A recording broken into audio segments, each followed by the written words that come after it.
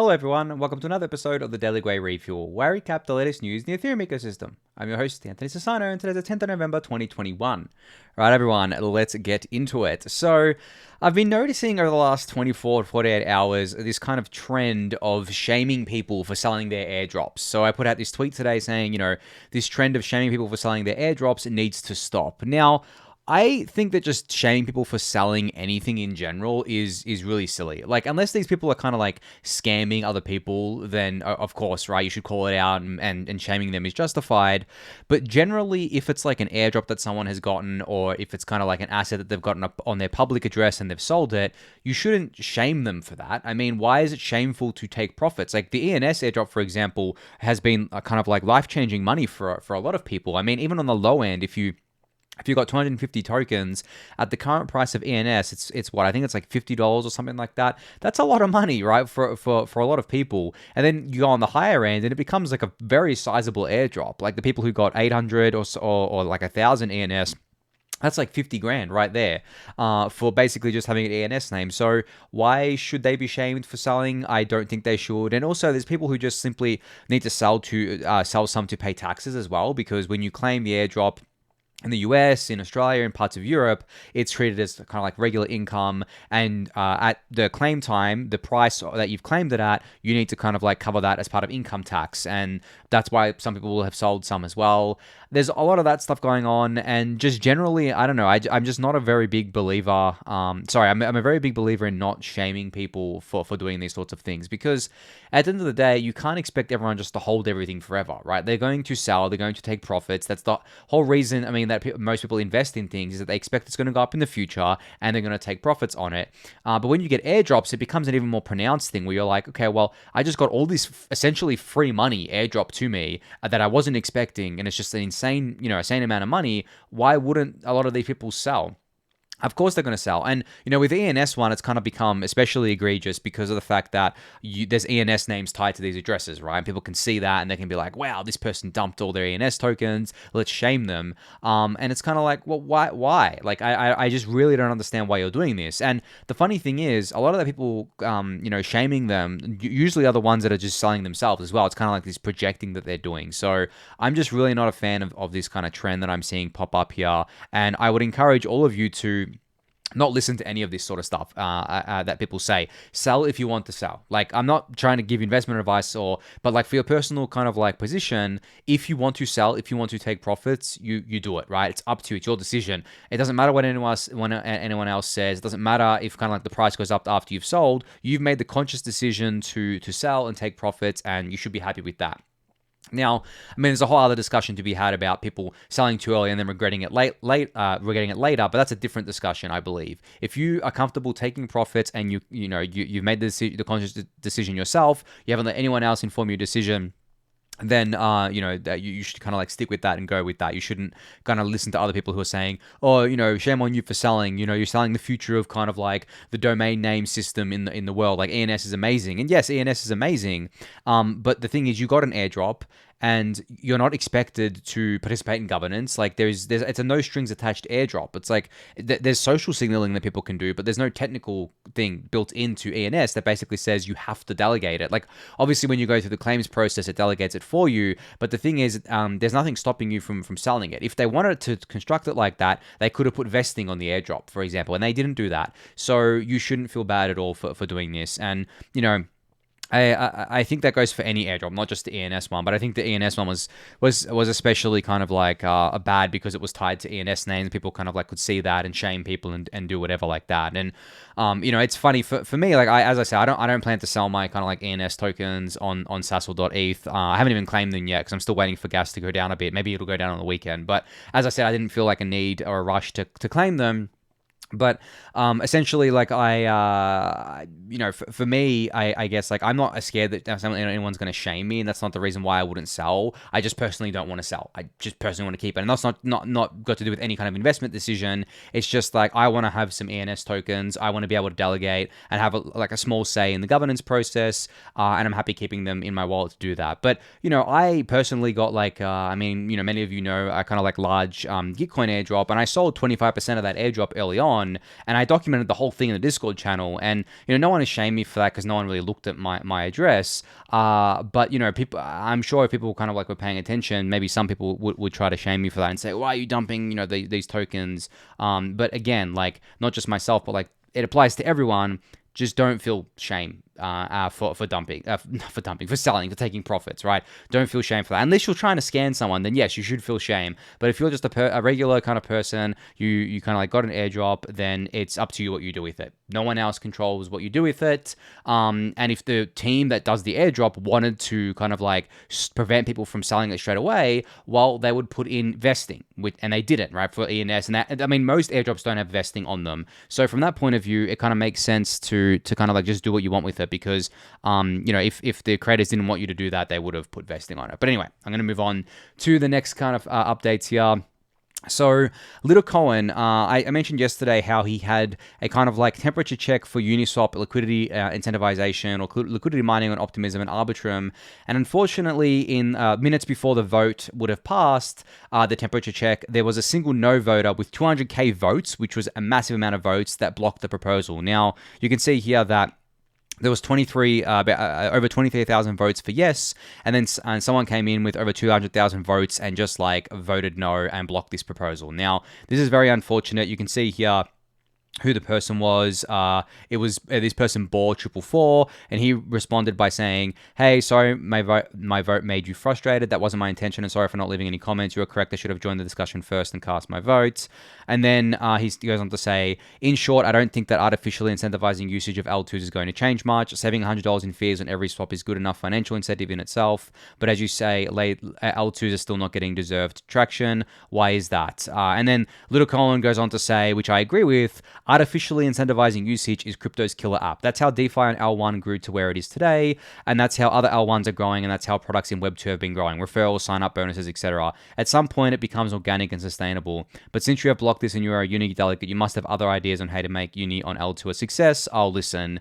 And then Bohr goes on to say, I think a smaller financial incentive such as gas refund program for bridging to L2 and executing a swap would have higher leverage long term. And then Little Cohen says, I'll wait for your actionable proposal to make it happen. You get my vote. Now, this is going to be part of a longer discussion I have today with a tweet from Scott Lewis as well. But what I want to kind of focus on here is just this point from Bohr, where he says, doing like a gas refund program for bridging to L2. I actually like that, right? I disagree with his first tweet where he basically says that artificially incentivizing usage isn't going to change much. I actually think it would change a lot. Like, I actually think it would be a massive boost to Uniswap on both Optimism and Arbitrum. But as he says, there's other ways to do it. You can do a gas refund program, and you know what? I'd vote for that. Like, I'd amplify that. I'd basically tell people that this is a good idea. But at the same time, I think that's still a small part of it.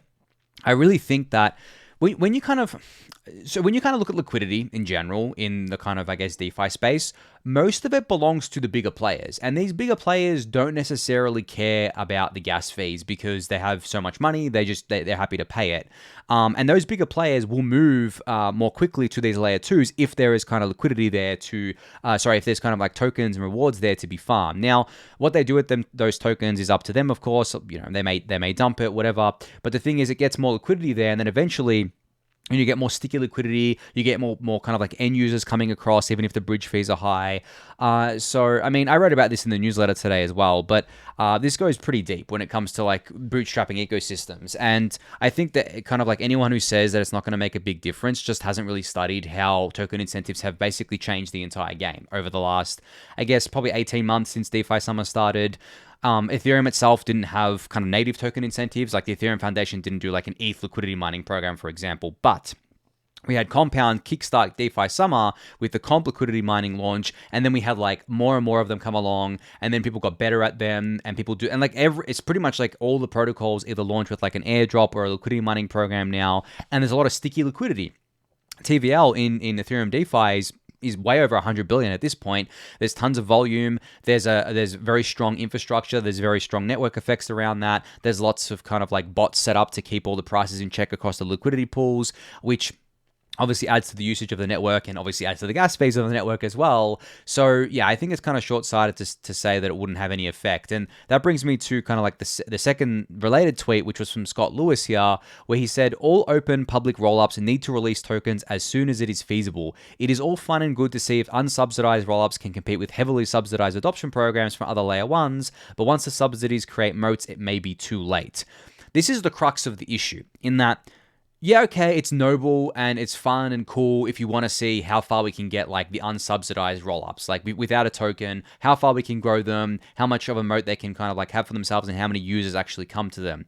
But you're competing with the other ecosystems which are doing the incentives. So you're essentially giving the user a choice. Hey, come use Uniswap and all these other apps on Arbitrum and Optimism, and they may or may not pay you their own tokens, but come use it because you get cheaper fees. And that's a pretty good carrot, right? It's a pretty good thing for people to follow.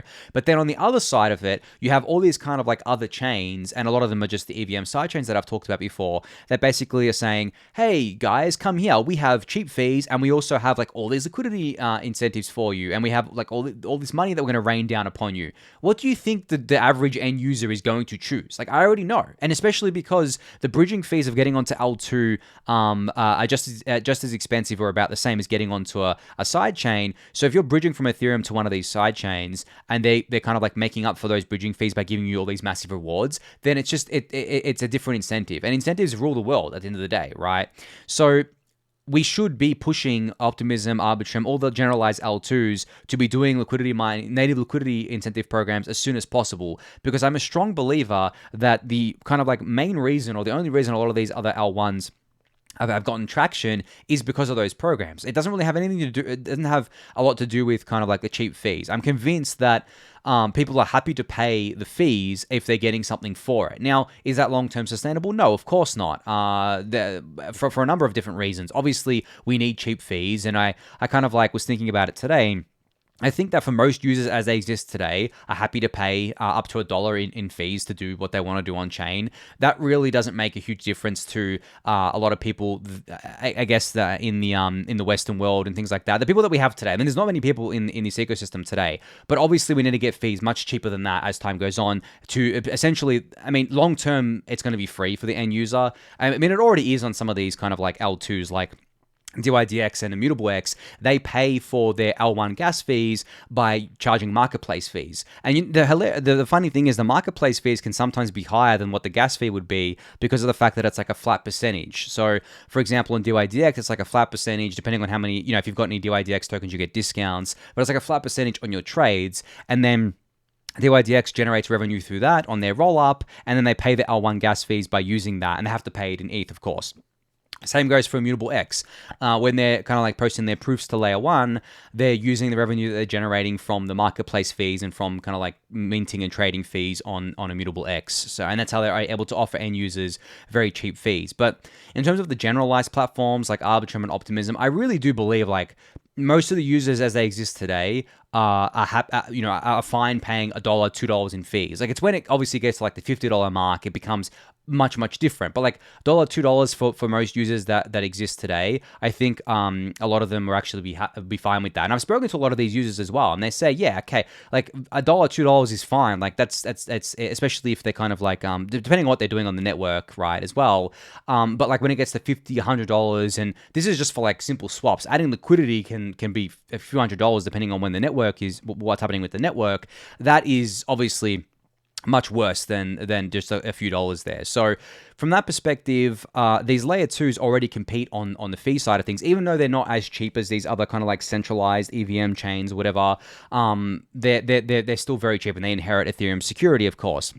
But they don't have the incentive programs that these other L1s do. And I'm telling you right now, if Arbitrum and Optimism both had tokens and had token incentive programs, their TVL would absolutely skyrocket. There are so many Ethereans that have so much money because they bought ETH really early on that would move to these layer 2s in a heartbeat if there was liquidity incentives there. And, I'm speaking from kind of like personal experience as well. Like, I would be more likely to move a lot of my funds over to L2, even though I kind of like don't mind paying the L1 gas fees. But that's just me. Like, I'm obviously like an exception there. There's not many of us. But for me, like, I would move a lot of my liquidity there. And that, from there kind of brings network effect, right? Brings more liquidity into the system, gets more people kind of involved there, and then you get like the other users coming in and playing with it. So I don't see any downsides to this really. And I mean, I know that these things are going to have tokens. Like, it's not even just like an if for me. They're pretty much going to have tokens. Like, if they don't, they're going to lose. If they don't do liquidity mining programs, they're going to lose long term, I believe, to these other ecosystems that do, simply because the incentives for users is just not there. Now, maybe it is on their roadmap already and they're just focusing on getting kind of like the technical upgrades out. Like OVM 2.0 is happening today or tomorrow, I believe. And Arbitrum Nitro is happening soon. There's no date on that yet, but I'm sure it's soon. And then from there, maybe they do tokens in the new year or something like that. But I think it needs to happen sooner rather than later. I wrote a bit more about this in the newsletter today, but definitely needs to happen. We already know it works, and we already know kind of like at least how to do it in a decent way. Not in like the perfect way, but how to do it in such a way where it's not, detrimental to the project and to the token itself, but also works to bootstrap this entirely new ecosystem and bootstrap it really quickly. Because when you think about it, you can bootstrap a new ecosystem with no token incentives, but by adding a token incentive, you essentially supercharge it and you bring forward so much growth. Because, for example, you could say that, all right, well, in 5 years, the layer 2s are going to be like ubiquitous. Everyone's going to be using them. They're going to be great. There's going to be hundreds of billions of TVL in them. That's all well and good. But if you want to bring all that growth to today, you can. You just use liquidity incentives and you use token incentives to get people on there and you build a moat for these things. So something for these teams to think about. I definitely think that they will do it, but the pressure's on. They need to do it sooner rather than later, I believe.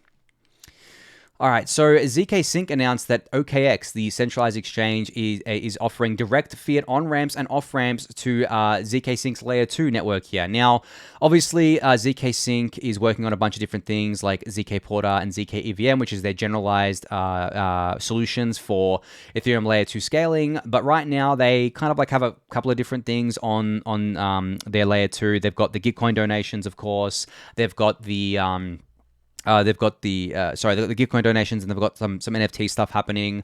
But essentially, yeah, I mean, whenever I see a centralized exchange bridge into an L2, I get really, really excited because this coupled with like a liquidity incentive program, oh my God, like the growth that you would see would be insane. Imagine Arbitrum and Optimism as generalized platforms, just because they're the only generalized platforms live today, as a layer 2. Obviously, we had the Polygon POS chain, but they already did an incentive program. And I don't think they're going to do another one. And they were actually able to get like a lot of users there and a good moat, and people that are just using it because they've been exposed to it because they had like an incentive to get exposed to it. But with Arbitrum and Optimism, they haven't done one yet. But imagine they had bridges in from Coinbase. They had token incentives there. They had all the most popular apps on there.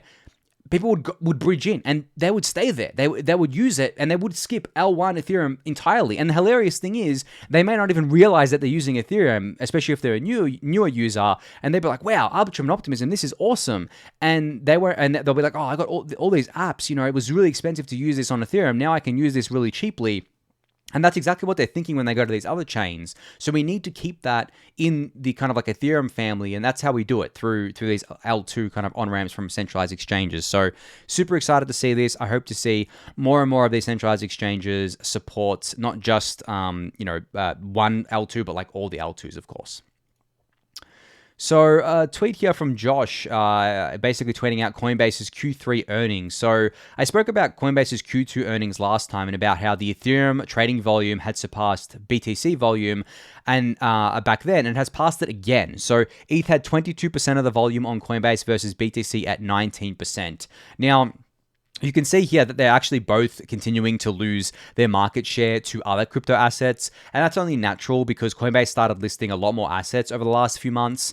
And I think Q3 was probably somewhat dominated as well by SHIB as well, I think. Or maybe not so much, because I think SHIB was in October and that's part of Q4. But there was definitely a lot of stuff on there that wasn't on there in Q2 that contributed to this kind of like other crypto asset trading volume going up. You can see here that since same time last year, there's been a 9% increase in other crypto asset trading, and there's been a pretty big decrease in Bitcoin trading since the same time last year. It's been a 13% kind of decrease, whereas Ethereum has actually been a 4% increase since this time last year. So BTC is not only losing trading volume to other crypto assets, but it's also losing it to ETH as well. So I mean, this is a shift, right? Like as Josh says, this is a shift in the markets, and you can see it playing out. The ETH BTC ratio continues to go up over time. Usually in Q4, it's supposed to be a kind of weak quarter for ETH against Bitcoin, and Bitcoin's supposed to be very, very strong, but not yet. I mean, we're kind of like 10th of November. We've got 50 days left of Q4. It could still happen, right? But usually it happens. It's happened by in the last few weeks, and it just hasn't happened the same this year. So times are changing, that's for sure.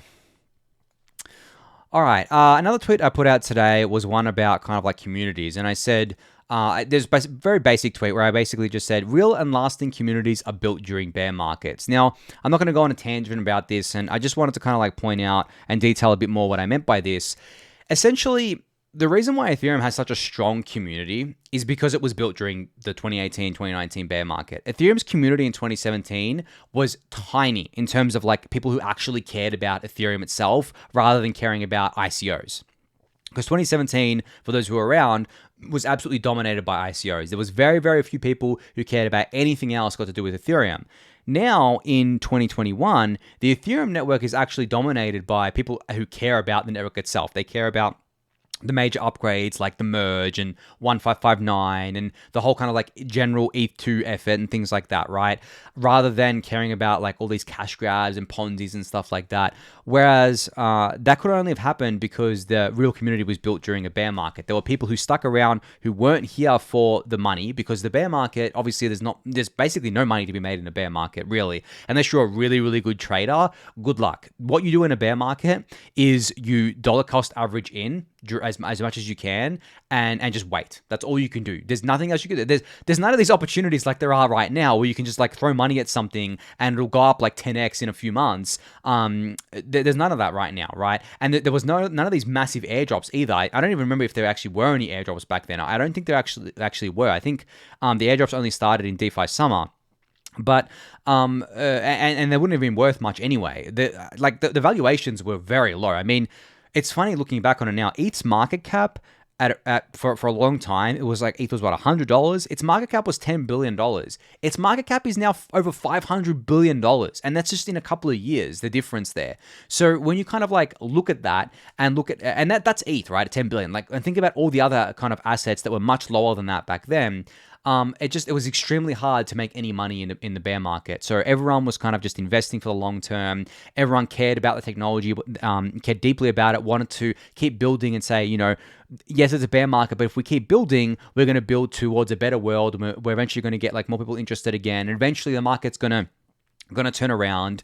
And as strongly as we actually believed it back then, we didn't know for sure, right? We didn't know, like we a lot of the time we thought ourselves crazy for what we were doing. We were like, are we actually just wasting our time here? But that was in the depths of the kind of like bear market. I think for me, for most of it, I felt like this was just so obvious to me, and I had always had conviction, but a lot of people didn't. And, obviously because there wasn't much money to be made, it basically didn't attract any of the quote unquote moon boys or very speculative people.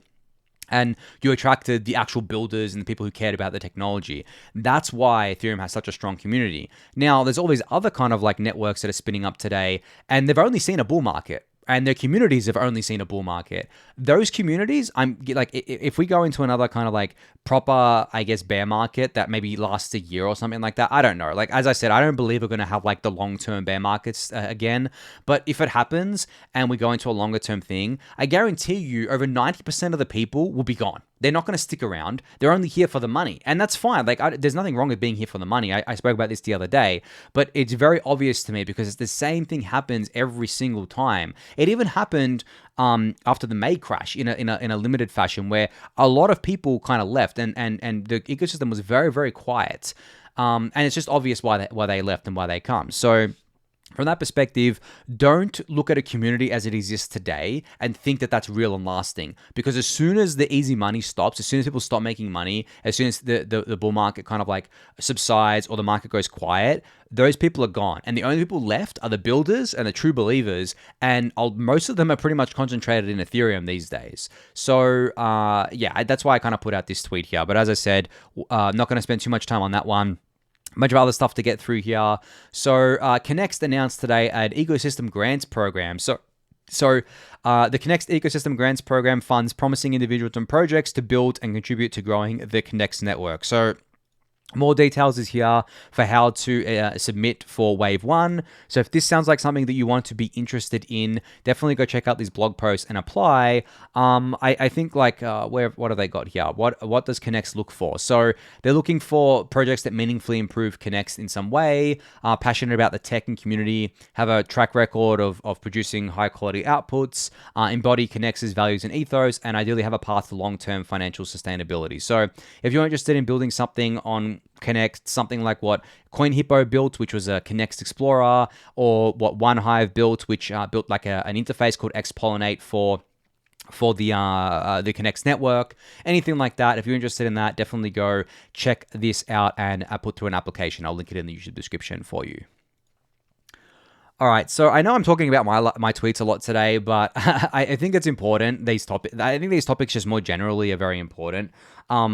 So what I've been seeing lately is I'm seeing something that is kind of like making me a little bit concerned. And I'll read out the tweet here. So I tweeted out saying, the biggest risk for Web3/crypto is that it gets hijacked and we end up recreating Web2 with the same old centralized gatekeepers. The scary thing is that this can easily happen even if people are building with good intentions. We need to fight to keep crypto decentralized. Now, I want to focus on the second part where I said, the scary thing is that this can easily happen even if people are building with good intentions. Because what I'm seeing right now play out in the ecosystem is that we're actually a lot of these other ecosystems are going down the path of recreating the centralized Web 2 space that we have today, just with different, just with kind of like new bosses that are the same as the old bosses.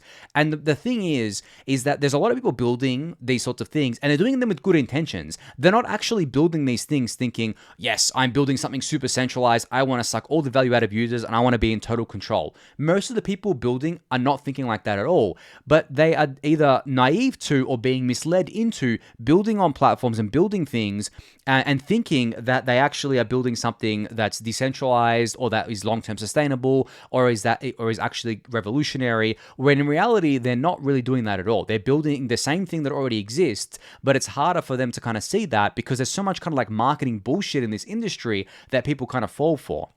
Now, I'm not going to call out any particular networks, but I'm sure you can understand which ones I have in mind here.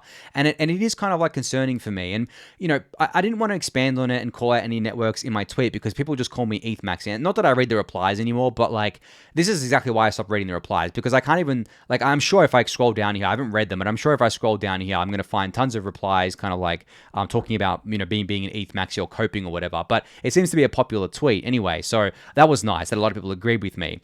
But, you know, in terms of like what I'm talking about here, I'm talking about the networks that basically say, oh, we're decentralized enough, or they trade decentralization for more scalability.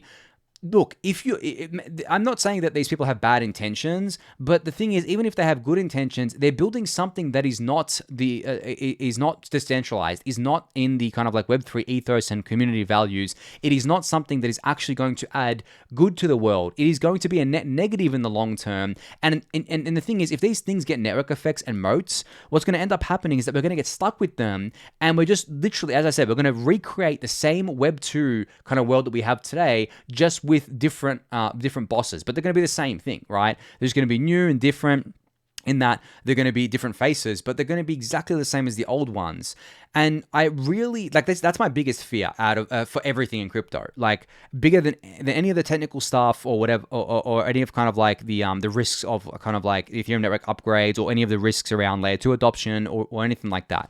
My biggest fear has always been that we get psyopsed into essentially just recreating the old system because of our naivety or because we weren't paying enough attention. And that's why I always push back on things that I don't consider to be truly decentralized or have an actual path towards decentralization, and the people building them are either kind of like malicious, because some people are malicious, or they're just like naive to the fact that what they're building is not actually decentralized, and they're actually kind of like marching us down a path that we shouldn't be going down. So I'm going to keep fighting that fight. Of course, I believe that decentralization is the most important thing in crypto by far. There's literally, I'm sorry, but there's nothing more important than that. If you don't have decentralization, you don't have a crypto network to me. All you have is like a database. Like, just why are you even bothering with a crypto network? You have AWS with a token, essentially. That's just my strongly held belief. There is obviously a spectrum to decentralization, but I think that the base layer that everything gets built on, like the layer one, needs to be decentralized. You cannot compromise on that. There is no room for compromise in my mind on that. So hopefully you all feel the same way. If you don't, I'd love to hear about it. Of course, I'm not just kind of like trying to stay in my little bubble and say that what I'm saying is right. But if you want to debate this with me, be sure you can join the Discord channel and I'll reply to you there. It's just much easier to debate there. Don't do it in the YouTube comments because it's just like it's a mess. But I think that you guys watch a refuel all the time. You know exactly what my stance is on this sort of stuff. And if you spend any time in the Discord channel, we have these discussions all the time. We just really need to fight to make sure that we don't devolve into what Web 2 is, because it may not seem like it, but Web 2 is really, really bad right now. Like, it's so bad that, like, I mean, you guys know, like, these kind of like there's just these mega corps that harvest all our information, sell it all, profit off of us without us even knowing about it, have all these kind of like centralized repositories, deplatform people, kill developer ecosystems. It's so absolutely terrible, and it's kind of like it gets more dystopian by the day.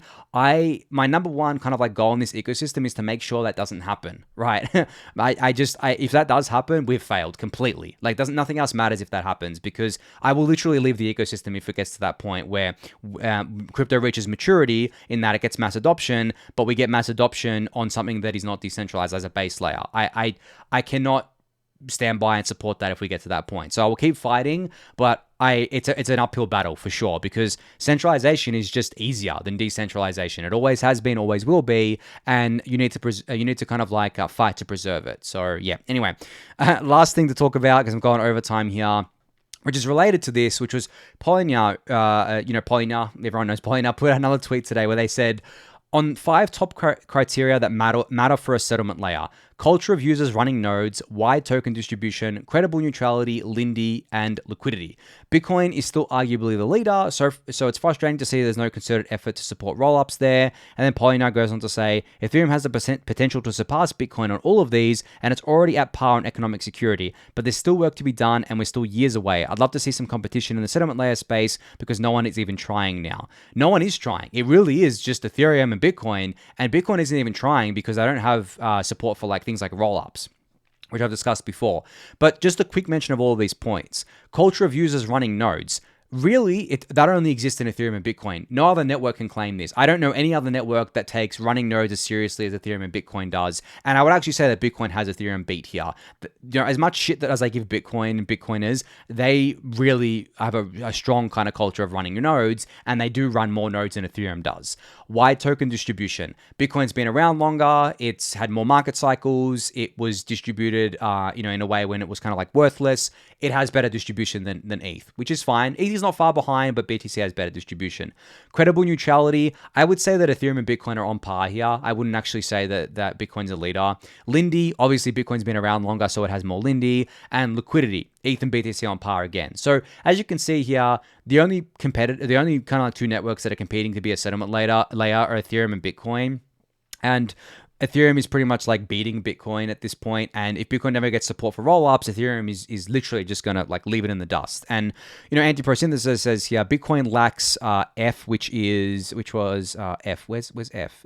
I don't know where F is. Oh, so he's detailing F. He says Bitcoin lacks practical usability and a functional layer 0. And then Polynya goes on to say rollups will give it F, which is practical usability, but yes, a functional layer 0 is the reason why it's not happening. So because their layer 0, their social layer is so broken, they can't actually integrate things like rollups because the community doesn't want it. Which is dumb, because like just adding support for rollups would be a massive boon to Bitcoin. But maybe they do it far into the future. They're not doing it now. But yeah, just related to what I was talking about before. But I think that's going to be it for today. I've gone over time. So thank you everyone for listening and watching. Be sure to subscribe to the channel if you haven't yet. Give the video a thumbs up, subscribe to the newsletter, join the Discord channel, and I'll catch you all tomorrow. Thanks everyone.